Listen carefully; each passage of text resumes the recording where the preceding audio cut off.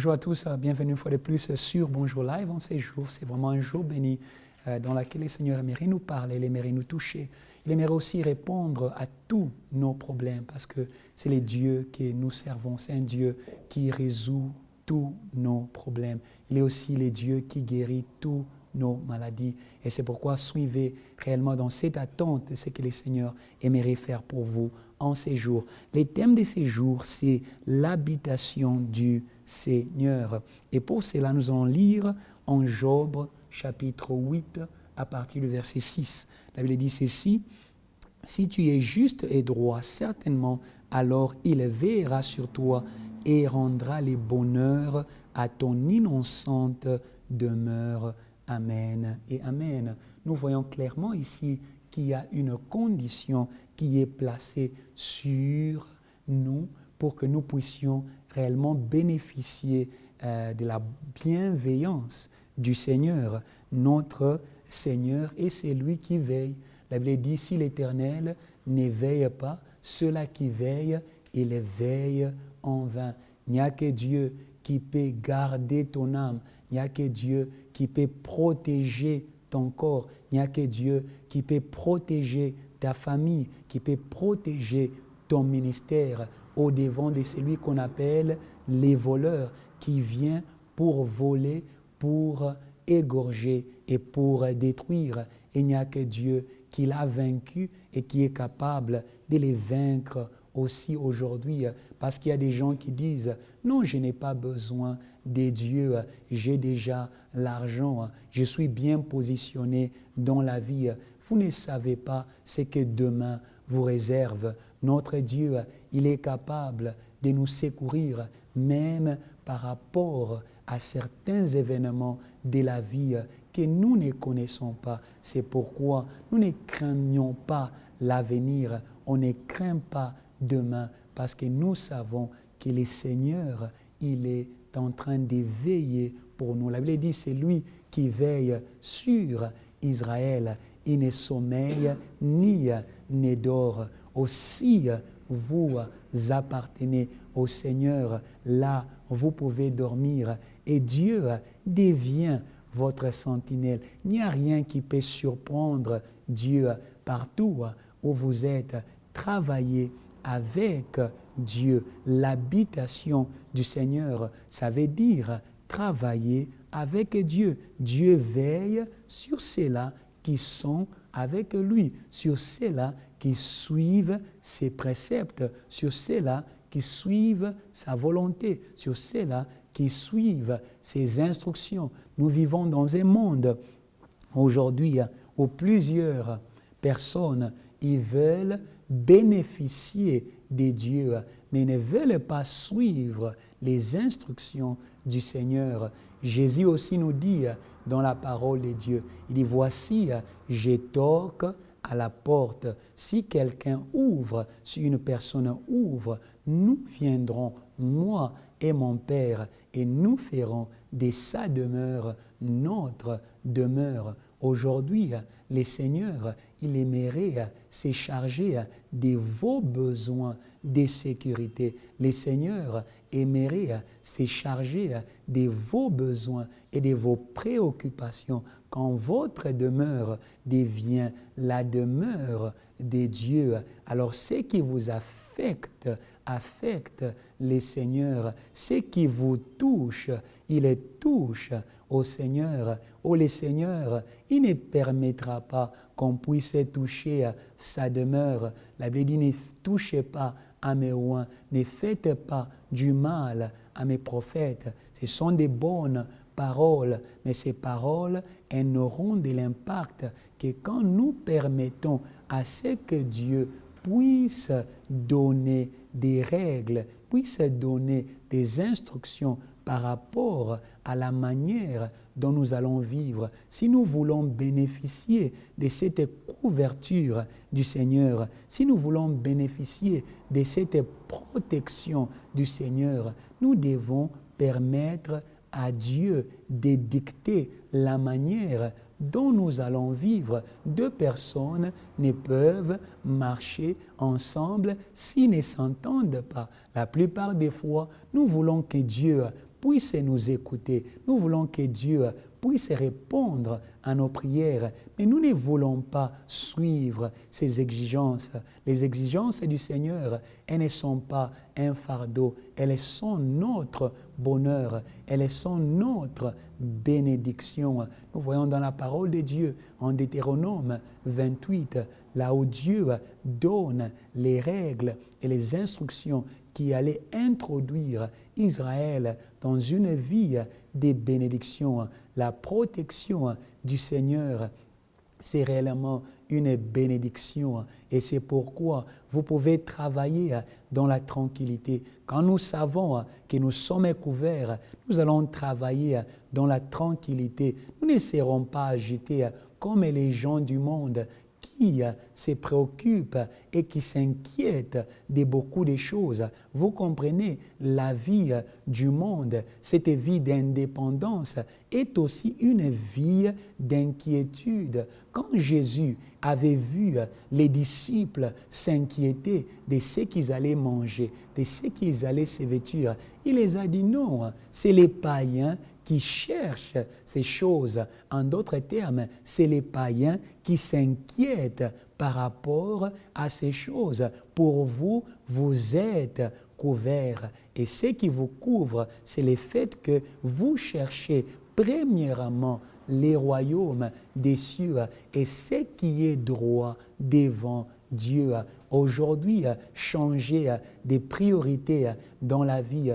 Nous vivons dans un monde où tout le monde aimerait réussir, où tout le monde veut s'enrichir, où tout le monde veut être élevé. Soyez de ceux-là qui connaissent le chemin de l'élévation. L'élévation ne nous vient ni de l'Occident, ni de l'Orient, mais l'élévation nous vient du Seigneur. Mais c'est Seigneur-là qui aimerait nous couvrir, qui aimerait couvrir nos besoins. Des fois, même notre salaire n'est pas capable de couvrir les besoins de la famille. Mais si nous sommes sur la couverture de ces dieux-là, nous sommes à l'abri de besoins. C'est les dieux qui avaient transporté Israël dans les déserts et Israël n'avait manqué de rien. Il est capable aussi de vous couvrir dans votre travail, de vous couvrir dans votre famille, de vous couvrir aussi dans votre ministère, mais à condition que vous puissiez faire les choses de la manière dont il vous dira. Le Dieu des miracles est un Dieu des instructions. C'est pourquoi nous voyons la marche d'Israël dans les déserts. C'était une marche d'instruction. Dieu les a donné la loi au mont Sinaï. Dieu était en train de donner ses instructions à son serviteur Moïse. Et Moïse était en train de transmettre ces instructions-là à Israël. Et quand Israël marchait dans les instructions du Seigneur, il était couvert par rapport à ses besoins. Aujourd'hui, le Seigneur, il aimerait couvrir tes incapacités. Le Seigneur aimerait couvrir tes besoins. Le Seigneur, il aimerait couvrir même ta marche de la foi. Et nous les voyons en psaume, dans les psaumes 91, verset 1. La Bible parle de celui qui se repose sous l'abri du Très-Haut. Aujourd'hui, le Seigneur aimerait vous accorder son abri, afin que rien ne puisse vous toucher. L'abri des hommes, elle peut être touchée. L'abri des hommes, elle peut être touchée par les problèmes. Si vous vous abritez sous la richesse de votre famille, les jours que la richesse de votre famille va partir, vous serez dans la honte. Et c'est pourquoi la Bible dit « Malheur aux enfants rebelles qui partent trouver l'abri dans les mondes. » Notre abri n'est pas dans les mondes. Notre abri, elle est dans les seigneurs. Il y a des gens qui abandonnent les seigneurs à cause du boulot. Il y a des gens qui abandonnent les seigneurs à cause des amis. Oh, j'aimerais vous dire en ces jours que l'abri des pharaons, que l'abri du monde, elle sera pour vous une honte, parce que Pharaon n'est pas éternel. Les mêmes pharaons qui pouvaient abriter les enfants d'Israël et les mêmes pharaons qui a été englouti dans la mer, c'est les mêmes pharaons qui ne savaient quoi faire devant la famine. L'abri humain, l'abri des hommes, elle est limitée. L'abri des hommes, elle peut s'arrêter, mais l'abri de Dieu, c'est un abri éternel que personne ne peut enlever, qu'aucun démon ne peut détruire. La Bible dit ceci, celui qui demeure sous l'abri du Très-Haut repose à l'ombre du Tout-Puissant. Le Seigneur aimerait vous accorder les repos. Le Seigneur aimerait vous délivrer de la vie des inquiétudes, mais à une condition, que vous puissiez suivre ces règles, que vous puissiez suivre ces instructions, que vous puissiez marcher dans l'intégrité, que vous puissiez avoir l'oreille tournée vers lui, et lui va s'occuper de tous vos besoins. On sera de retour dans quelques instants parlant sur l'habitation du Seigneur. Que le Seigneur vous bénisse.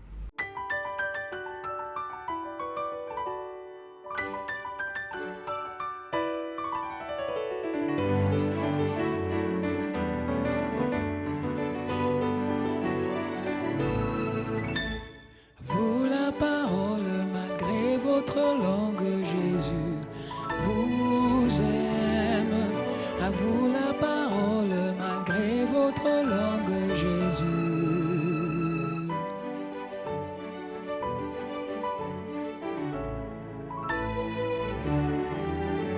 À vous la parole malgré votre langue, Jésus. Bonjour life. Bienvenue à tous, nous continuons à parler de l'habitation du Seigneur.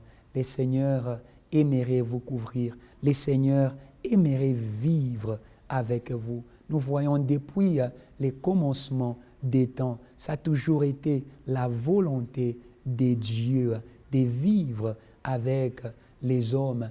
Les grands problèmes, c'est les péchés. Tous sont péchés et sont privés de la gloire de Dieu. Les grands problèmes, c'est l'orgueil de l'homme. Les grands problèmes, c'est l'esprit d'indépendance qui est dans l'homme, qui l'amène à être privé de cette présence de Dieu qui est une couverture pour tout homme et pour toute chose. Et dans cette couverture-là, Adam ne manquait de rien. Dans cette couverture-là, Adam était dans la gloire, dans la joie et dans les délices jusqu'à ce que les serpents, c'est ça le travail de Satan, il aime nous sortir de l'habitation du Seigneur parce que quand nous sommes hors de cette habitation, nous sommes exposés à ses attaques, nous sommes exposés à ses malédictions, nous sommes exposés à sa destruction. Aujourd'hui, le Seigneur, il aimerait vous sortir dans cette vie où vous étiez exposés à tout, afin que vous soyez couverts sous l'ombre du Très-Haut. Nous lisons dans les psaumes 15, à partir du verset 1er, la Bible dit ceci, « Ô Éternel, qui séjournera dans ta tente, qui demeurera dans ta montagne, sur ta montagne sainte, c'est lui qui marche dans l'intégrité, qui pratique la justice et qui dit la vérité selon son cœur. » Nous voyons ici les conditions pour réellement rester, demeurer. La volonté de Dieu est que nous puissions expérimenter sa couverture toute notre vie. Quand le Seigneur commence un travail dans votre vie, vous devez savoir qu'il veut le faire d'une manière permanente. Quand le Seigneur commence à couvrir vos besoins, vous devez savoir qu'il aimerait les faire d'une manière permanente. Quand Dieu vous établit dans la bénédiction, dans l'aisance et dans les repos, il aimerait les faire réellement pour toujours. Il peut les faire d'une manière permanente, les problèmes, et que nous devons suivre les conditions et les règles de sa maison. C'est simple, vous ne pouvez pas vivre dans la maison d'autrui et vous commencez à donner des ordres aux propriétaires de la maison. Aujourd'hui, j'aimerais que vous puissiez comprendre que pour pas seulement visiter, mais demeurer la volonté de Dieu et que vous puissiez demeurer dans la sainteté. La volonté de Dieu est que vous puissiez demeurer dans l'onction. La volonté de Dieu est que vous puissiez demeurer dans la prospérité. Le Seigneur n'aimerait pas seulement vous donner un témoignage, mais il aimerait vous donner une vie. Aujourd'hui, nous cherchons les miracles parce que nous avons oublié que Jésus est venu afin que nous puissions avoir ces choses-là comme une vie abondante des miracles, une vie abondante des puissants, une vie qui abonde des gloires. C'est ça la volonté de Dieu. Mais pour demeurer, il faut avoir une marche conséquente. On ne peut pas marcher n'importe comment. Notre Dieu, il est sensible à la manière dont nous marchons. C'est pourquoi aujourd'hui, soyons de ceux-là qui marchent selon les instructions du Seigneur. Et Jésus avait dit à Pierre, si je ne te lave pas les pieds, si tu ne me permets pas de corriger ta manière de marcher, ta manière de faire les choses, ta manière de voir les choses, tu n'auras pas de part avec moi dans mon royaume. Donc pour avoir une part avec les seigneurs, c'est la manière dont nous marchons qui compte beaucoup. Dieu, il est capable de faire toutes choses pour toi. Mais tout ce qu'il attend de toi, c'est la manière de te comporter. C'est les comportements. Notre Dieu, il regarde au comportement. La même chose, quand Moïse s'est approché de ces buissons ardents qui étaient une demeure du Seigneur, où il était en train d'entendre les cris d'Israël, il a dit à Moïse, enlève tes souliers. Notre Dieu est un Dieu qui est préoccupé par la manière dont nous marchons, par notre comportement. Nous voulons la grandeur, nous voulons la puissance, mais nous devons veiller à notre comportement. Nous devons veiller à ce que nous faisons. Nous devons être ceux-là qui représentent les Pères célestes.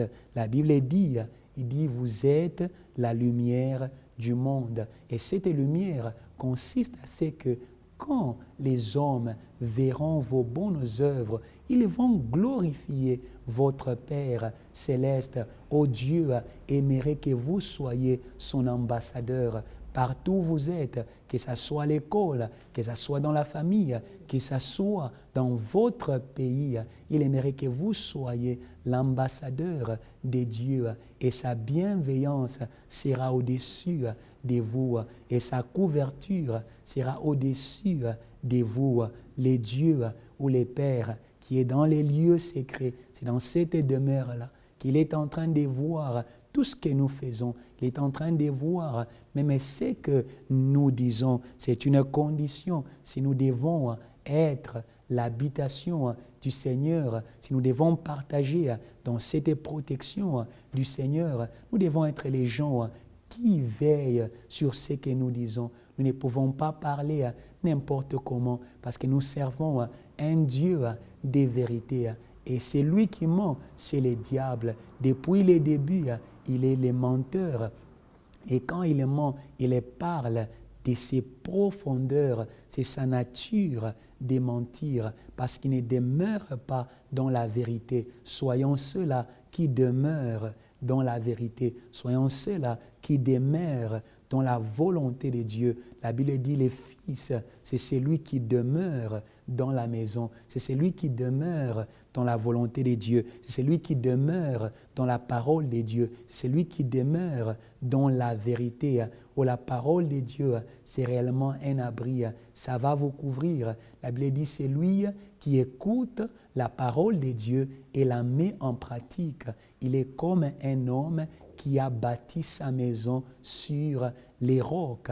Et quand la tempête est venue, cette maison-là n'était pas bougée. Aujourd'hui, la parole de Dieu est réellement une puissance qui peut nous aider à traverser les moments difficiles, les problèmes, et que nous ne pratiquons pas cette parole. Nous courons vers la parole de Dieu quand nous avons des besoins. Non, la parole de Dieu, elle doit bâtir une vie agréable au Seigneur. La parole de Dieu doit créer un espace dans lequel nous vivons avec le Seigneur. Et comme nous les voyons dans les psaumes 97, verset 10, cette parole, elle est capable de nous préserver si nous nous gardons par cette parole. Et dans cette parole, elle est capable de nous délivrer. La Bible dit, je vais les délivrer